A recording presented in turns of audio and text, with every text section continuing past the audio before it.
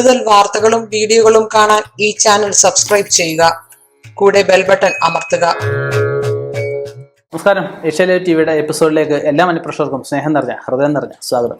ഇന്നത്തെ നമ്മുടെ വിഷയം കൈവിഷദോഷത്തിന് എതിർത്ത് നിൽക്കുന്ന 5 മഹാമന്ത്രങ്ങൾ. കൈവിഷം എന്ന് പറഞ്ഞാൽ എല്ലാവർക്കും അറിയാം. 8 തരം സുഗന്ധദ്രവ്യങ്ങൾ, 8 തരം ദുർഗന്ധദ്രവ്യങ്ങൾ പ്രത്യേക അളവിൽ ചേർത്തെടുക്കുമ്പോഴുണ്ടാകും. സാധാരണ നമ്മുടെ ശരീരത്തിരുന്ന് പൗഡറൊക്കെ ഇല്ലേ, അതുപോലെ ഇരിക്കും. വെളുത്ത കളറിലെ പൊടിയായിരിക്കും.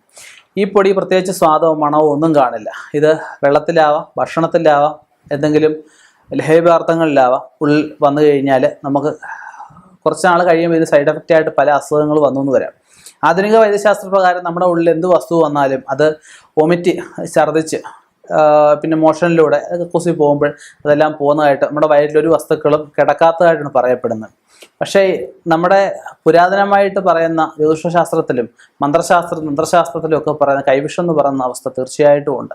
ഒരാളുടെ ബുദ്ധിയെയും കഴിവിനെയും മനസ്സിനെയും ഒരാളുടെ എല്ലാ പ്രവർത്തനങ്ങളെയും ബാധിക്കാൻ ഈ കൈവിഷത്തിന് ഉള്ള കഴിവുണ്ട്. ഇത് മന്ത്രപൂരിതമായിട്ടാണ് ആരുടെ ഉള്ളിലായാലും കൊടുക്കുന്നത്.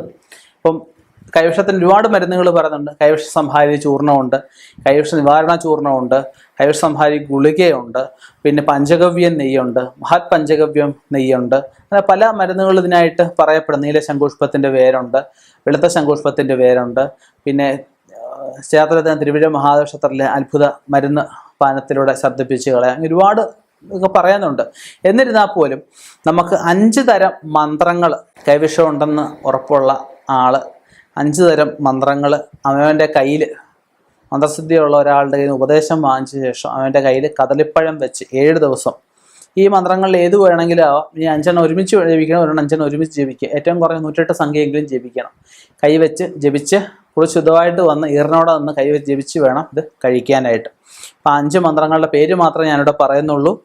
ഇതിന് ഉപദേശം കൂടെ വാങ്ങിക്കും, മന്ത്രോപദേശം കൂടെ ഉത്തമനായ ഒരു കർമ്മിയിൽ നിന്നും വാങ്ങിച്ച് അത് ഫോണിൽ കൂടെ ചോദിക്കാൻ ഒരു കാരണവശാലും പാടില്ല. നേരിട്ട് പോയി വെറ്റവാക്ക് അദ്ദേഹത്തിനെ തൃപ്തിപ്പെടുത്തുന്ന രീതിയിലുള്ള ദക്ഷിണ, വസ്ത്രം എല്ലാം കൊടുത്ത് ഉപദേശം വാങ്ങിച്ചതിന് ശേഷം മാത്രമേ ജപിക്കാൻ പാടുള്ളൂ. 1-ാമത്തെ മന്ത്രമാണ് നീലകണ്ഠത്രക്ഷരി മന്ത്രം, 2-ാമത്തേത് മഹാധന്വന്തരി മന്ത്രം, 3-ാമത്തേത് ഖഗദുർഗാ മന്ത്രം, 4-ാമത്തേത് ഗരുഡ പഞ്ചാക്ഷരി മന്ത്രം, 5-ാമത്തേത് സർവ വിഷഹര മന്ത്രം.